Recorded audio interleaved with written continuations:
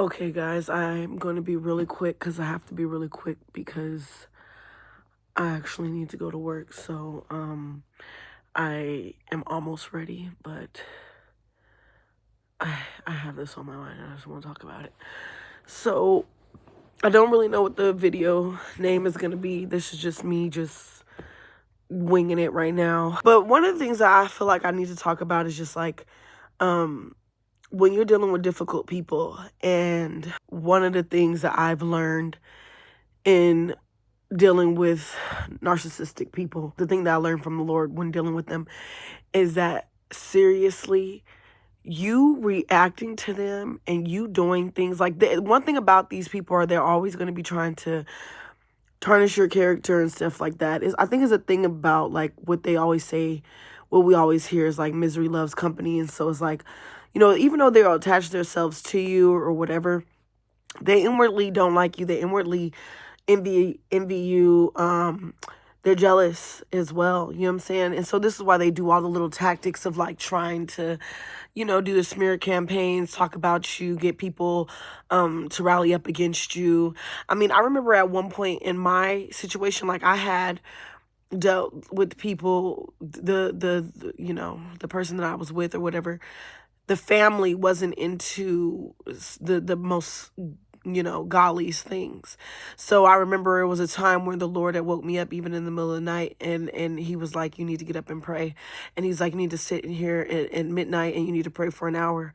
And then after that, he got me to open up the scriptures, and in the scriptures, he was letting me know that, because somebody is speaking of you, speaking on you, and lying on you, just getting this rally of people against you, these people are taking it so serious that they are fighting you in the spiritual realm. They are going to spiritual things to get help to fight against you, to attack you.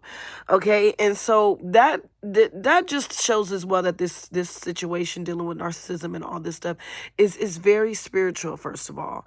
But one thing I've learned as well is that you definitely want to refrain from reacting to them. A lot of times the things that we do is going to be used as ammo against us. So the best thing that you can do is to be silent. I remember there was a time where I'd done a lot of reacting before. I've done many different things very wrong as far as reacting. I remember times where it was just like from the first time. I remember the first time years ago when I reacted the wrong way, and the narcissistic person, the minion, whatever this person is, this carnal person that I was with, didn't seem so happy because it wasn't as evil as they wanted it to be. They felt bad about themselves still. And that just goes to show how your reaction is like a key thing that they need. They need you to react as bad as possible, so that way it makes it look real. It makes it look like, yes, she's crazy. It makes it look like yes, she deserves or he deserves what's coming to them or what they're getting. See how weak they are. See what I'm going through. Look at this. You know what I'm saying? Look what they've done. All that kind of stuff, right? One thing that they love is that anger. And it's like, I remember thinking to myself, like, I wasn't this kind of person and that kind of person. And I just remember these things being brought out because of the person that I was in a relationship with. And I remember when I was seeing these things about myself, I literally was like, okay, I'll never do that thing again. But then one day it got to the point where it was like, I did it again. Just being so aggressive, so angry. That was my response. And it was like, why are you doing this?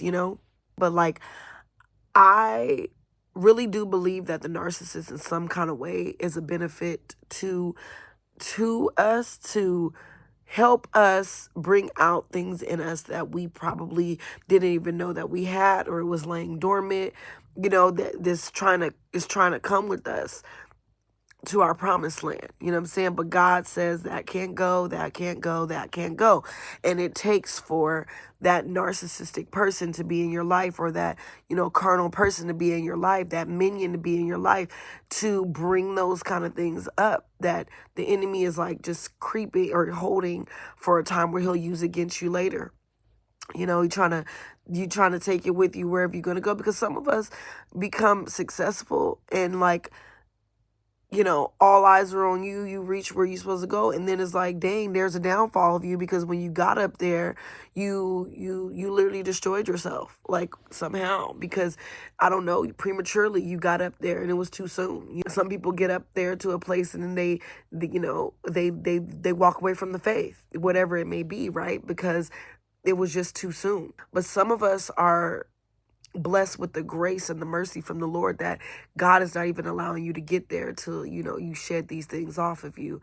You get free of these things. And so that way, when you get what you are supposed to get, what's yours, right? Well, what has always been yours, you can, you know, sustain it, and it's yours forever, and nobody can snatch it from you, because the Lord has truly done it, and it had nothing to do with you. It was all the Father. A lot of times the enemy is laying dormant within us, and the process of deliverance and all that, especially for some people, like if you understand the power of God, like I've understood the power of God, some people are always doing things or saying things like they believe that they have to go to a person to get deliverance. They need to go meet a person. But I found in my walk with the Lord that God can deliver you. Jesus Christ was delivering people from evil spirits before, right? He was delivering them from evil spirits when he was alive on earth, and he does the same thing while he's alive in the spiritual realm, because he's not dead. So he still delivers you from these things. You don't have to necessarily be, you don't have to go to somebody. Just go to Jesus, right? And so in that deliverance, it'll happen however. Sometimes you might find yourself fasting and you throwing up, or, you know, I've been in situations where it was like I'm fasting and now I can't get up and I'm throwing up these things that I can't see and but that came from me and God. You know what I'm saying? And sometimes your deliverance will happen in many different ways. And let me tell you one way that it happened for me, because that's the real reason why I turned the camera on, and I'm just trying to get there.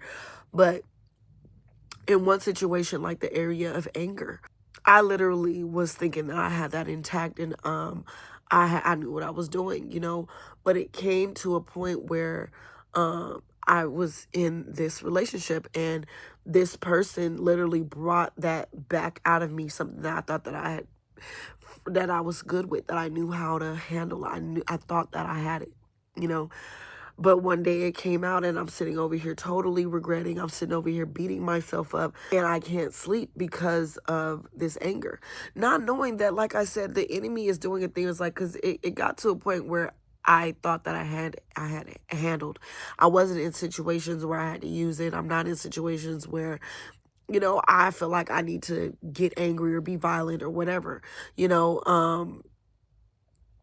So I'm thinking that I don't have that issue anymore. But being with this person brought it back out. I remember regretting, you know, how I responded so badly. I so regretted what I had done. I thought that I was, you know, healed or whatever, freed from it. But the narcissist person that I was with brought it back out. And I remember I couldn't even sleep, because I was like regretting the way that I had handled it, right? And so what ended up happening was, I remember getting up. And I'm sitting at the end of my bed. I'm just like sitting there thinking to myself, how is everybody else like that I know who've had the anger issues like me? Like when I hear them talk, they like say would help them get over being angry. It would help them get over being so mad and stuff like that. And I just remember, like, I don't want to have to go through that, though. Like, I don't want to have to do that or experience that to not be so angry, to control myself or whatever, right? And I also remember thinking like that, and then just looking up. And when I looked up, I have a board where I'm doing all these different covenants with the Lord. And on this board is where my eyes went. And as soon as I saw the board, I just feel like I couldn't sleep. I just feel like the Holy Spirit was speaking to me, and the Holy Spirit was letting me know, you know, it's me. Like, you need to come into agreement with me on this. You know what I'm saying? We need to have a covenant. You know what I'm saying? You need to make a covenant with me on this. And when I seen that, I literally was screaming to the top of my lungs like something died. Like, because I understand like what it means to have a covenant. I understand what that means. And I literally was thinking to myself, like, if I break this covenant, like the worst things could happen to me if I break this covenant that I made with the Lord. And it could happen to a family member, somebody that I love or something like that. I was freaking out. And I'm like, this is the only way. Like, I'm so scared. And the reason why I was so scared as well is because it's like, whenever I did get upset, when I tell you I thought that I had it in control, I thought that that was not in me no more. I thought that I couldn't, so it felt like I didn't, like something else is taking over me. Like, that's how I felt. Like, it felt like I had no control over that anger of mine, right? So I literally was devastated because I was scared and fearful that I was not even going to be able to uh, um be successful in something like that. And I just remember opening up the Bible, and I'm not sure, I think I still have it on my wall. It was Proverbs 14:1, and it was talking about, how a wise woman builds her house, but with her house, I mean, but and then the next one says, but with folly, something like with folly in her hands, she'll tear it down. And I literally was like, oh my God, like freaking out, right? And so at that moment, I just was crying out to the Lord, and I was thankful for the correction, and I was thankful for just him being here, you know what I'm saying? But I had to make that covenant, and I just put it on my board of covenants that I have with the Lord.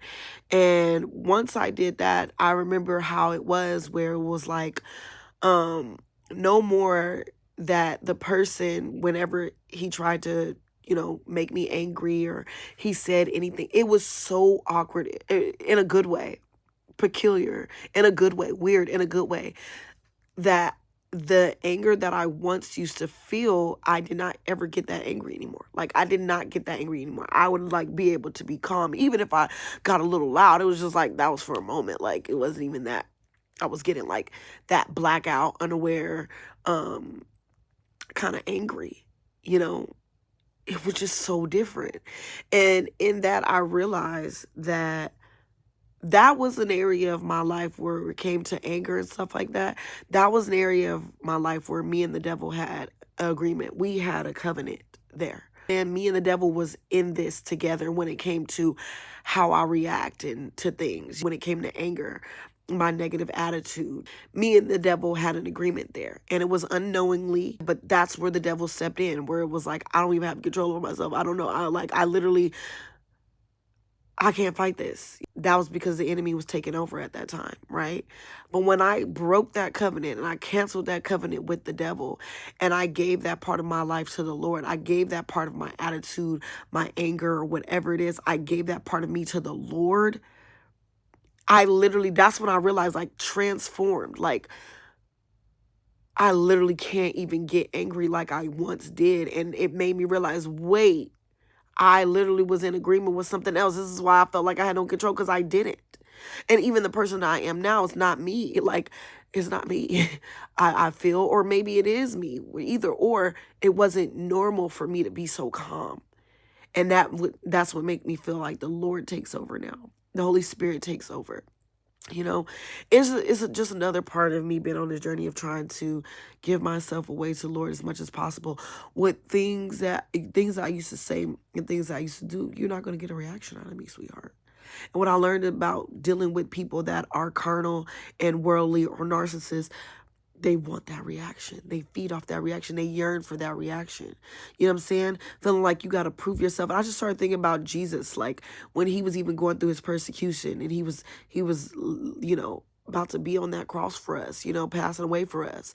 And how sometimes the people over there lying and accusing him, he like, you have said it. Sometimes when they lying and accusing him, he don't even respond. You know what I'm saying? And that's how we're supposed to be.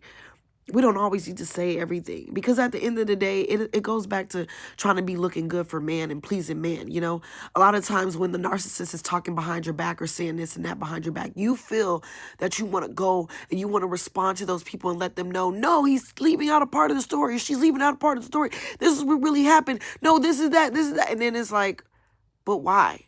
But why? Like, is so long as we are living for the Lord and God is pleased, who cares if somebody's falling for the narcissist and what they're saying? And God talks about being a false witness and how he gonna handle those who lying and you false witnessing, you saying that this happened and it did not happen, or you leaving out part of the story, and whatever it is, there is going to be consequences for all that kind of behavior. So you as a child of God, God is defending you. God got you. We don't even need to sit there and react and respond to all this shenanigans. We really don't.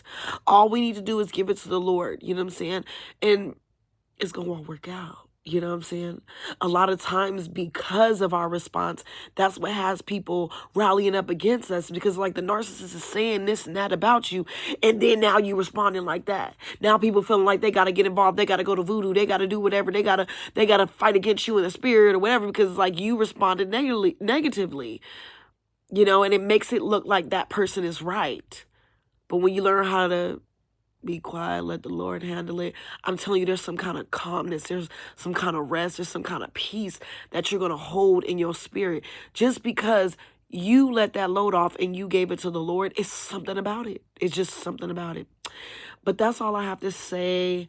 I hope you guys have a great rest of your night, day, evening, whatever time it is. I hope that whoever this needed to get to, it gets to them, you know, because this is just like short notice. I didn't even expect to do this right now. But all right, thank you guys so much. Have a good one. Bye.